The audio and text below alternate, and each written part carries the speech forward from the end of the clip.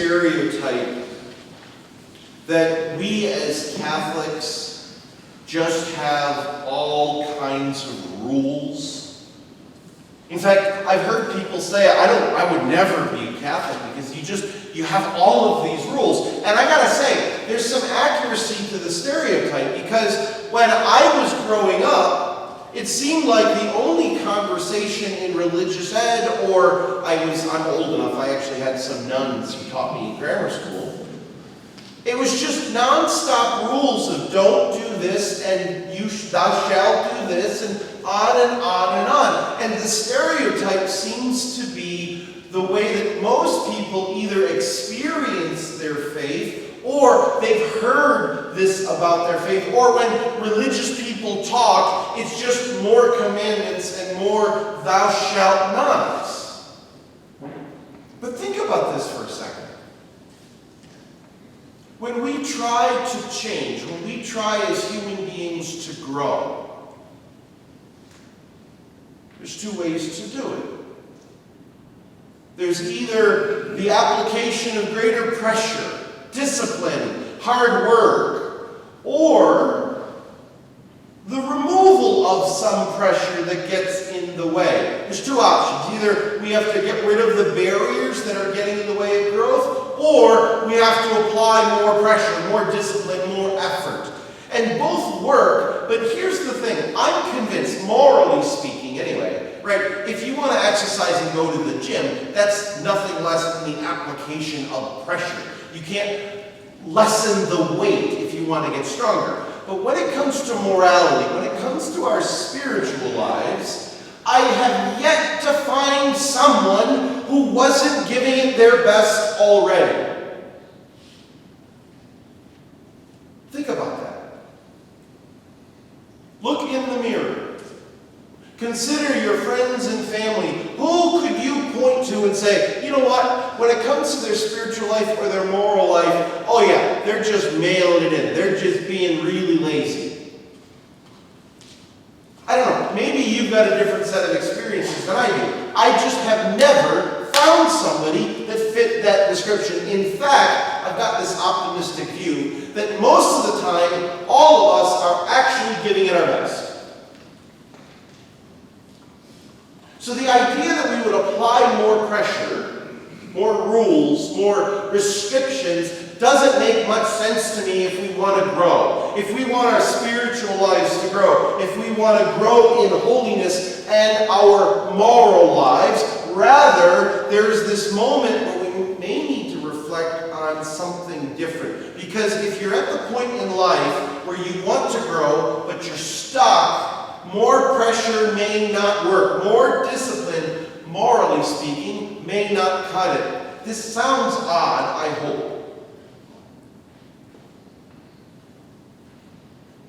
But what did Jesus say to Peter today? Jesus gave St. Peter, and by extension the whole church, a shocking set of incredible authority.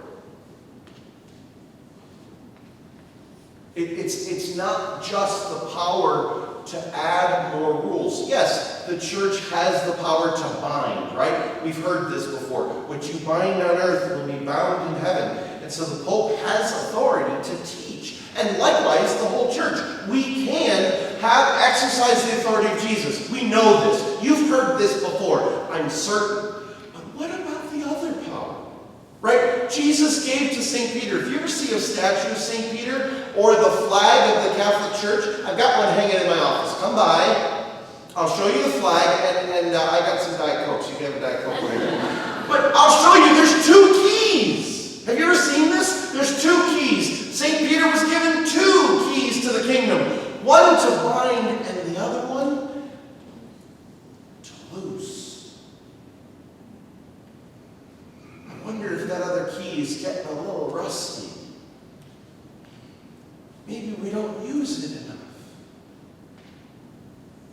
Think about your life. Think about your struggles. Think about what weighs upon you, especially those things that you dare not admit to anyone. if you want to grow, maybe you need somebody. Maybe you need a little bit of St. Peter's authority to help loosen that. The good news of the gospel, I think, in this passage today is that the ministry of the church is not just about forcing you to grow through the application of more rules. We have plenty of that in our spiritual life and our faith, for sure, but there's also this vocation that we have, especially me in my role, to help loosen the burdens that weigh upon you. This type of loosening, this type of liberation, this type of being set free, it doesn't happen in spaces like this often. It doesn't happen in a homily like I'm saying now. But what it does happen is in those powerful, personal, one-on-one conversations. Either it's the sacrament of reconciliation, or it's a conversation where we sit down, maybe over a cup of coffee, or maybe in the privacy of my office, and talk through what's burdening you, talk through what's weighing you down, those things that are getting in the way. How can our ministry set you free? What do you mean? Because I am convinced, and those who know me may be able to confirm, that our ministry, we do very little by way of adding new rules. The most we do is we'll send you a text message on the Fridays of Lent in the morning to remind you, don't eat meat today. Right? That's the most we do by adding extra rules. That's it. My conception of what we do here is by helping you grow by using the second key. How can we help you be liberated? What are those things weighing you down that you need somebody to help lift the burden? Jesus said, come to me. My burden is easy. My yoke is light. Come to me.